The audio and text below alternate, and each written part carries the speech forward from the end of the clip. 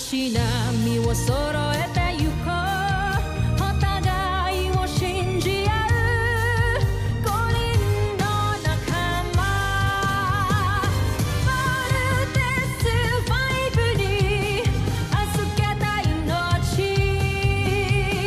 飛ぶぜ宇宙の果てまでもみんなの笑顔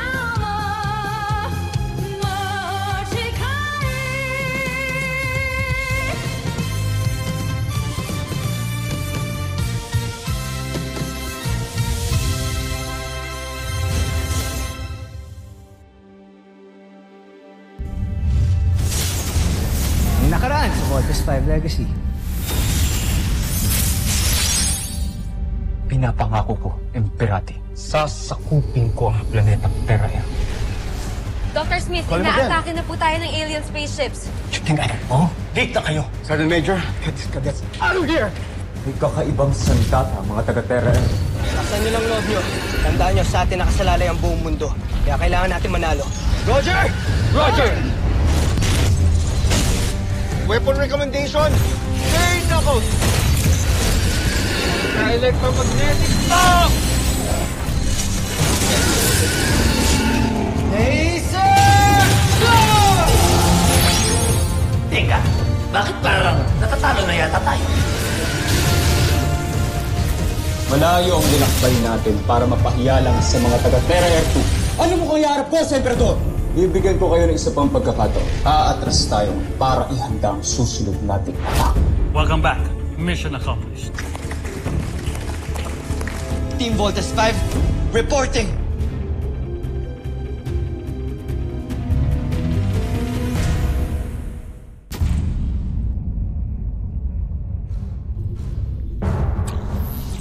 Isang napakalaking bagay na nagawa nating pasukin ang sistema ng komunikasyon ng Terra Air 2, John Frey.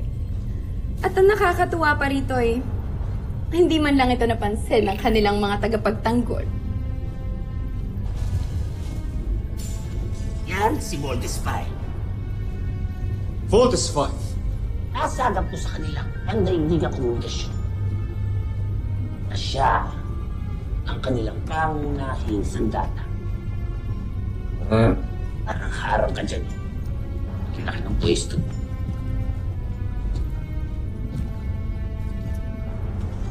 Voltes 5. Isa kang malaking hadlang sa aking mga plano.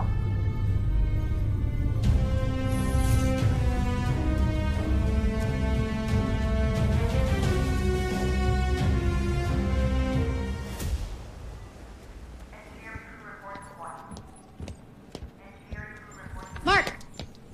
Oh, kamusta check-up mo? Clear. Nice! Ano, kain tayo sa Maison? Why don't you go ask the Armstrong brothers? Eh, gusto ko sana kumain tayo lahat. Kaso, umalis na sila Kain na lang. Kain tayo. Mas mabuti siguro kung umuwi ka na lang sa inyo. Sigurado naman ako, nag-aantay na rin yung dad mo dun.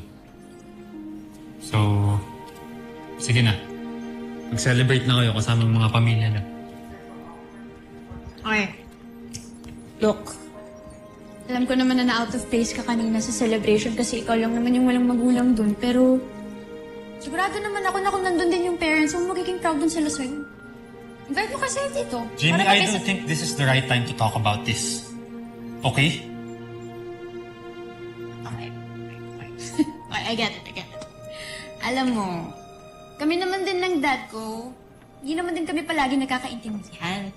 Pero, wala, I just learned to accept it. So, baka pag ikaw Jamie, hindi naman... seriously. Kailan lang tayo nagkakilala, di ba? Stop acting like you know anything about me. Gusto ko lang naman makatulong. I don't need your help. I'm sorry.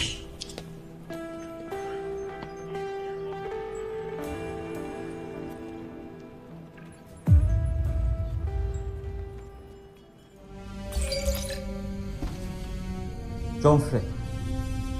Zardoz, ano ang balita dyan sa Terra Air 2? Umaasa ako na bumagsak na ito sa iyong mga kamay. Ikinalulungkot ko. Ngunit nabigo kami. May malakas din silang armas. Ibig sabihin, natalo ang iyong armada.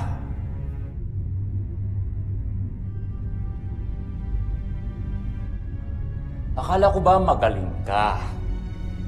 Akala ko isa ka ng bayani mula na mapaslang mo ang iyong ama! Hindi ka ba nahihiya sa aking mga ministro? Sa mga mamamayan ng Buzan na umiidolo sa'yo? Nasa na ang iyong galing? Ang iyong talino? Ang iyong tapang? Bakit ka nabigo? Patawarin niyo ako, Joffrey.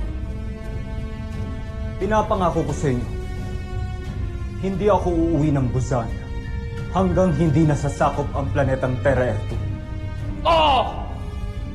Huwag kang bumalik rito hanggat wala kang maipagmamalaki sa akin! Huwag mo akong ipahiya, Zardos. Huwag mong ipahiya ang buong Buzan Nazmi Imperium!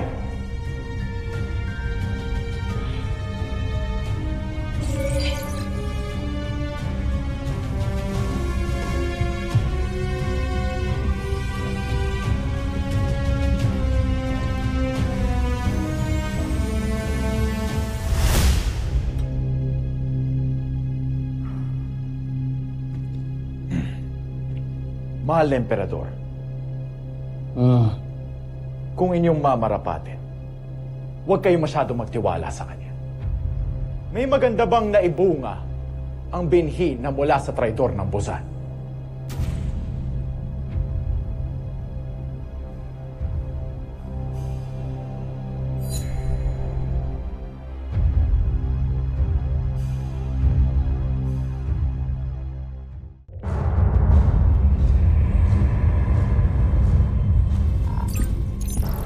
Hindi ako makapaniwala na natalo tayo ng mga taga-Terra-Ertu dahil kay Voltes 5. Huwag kayong mag-alala. Pinag-aaralan ko na maigi ang tungkol sa kanilang pangunahing sandata.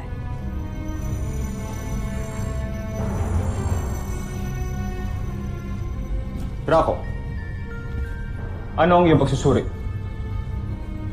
Pinagtataka ko lamang, kamahalan, kung paano nakakuha ang mga taga-Terra-Ertu ng ganitong teknolohiya sa paglikha kay Voltes 5. Sigurado ako, hindi yan galing sa planeta nila.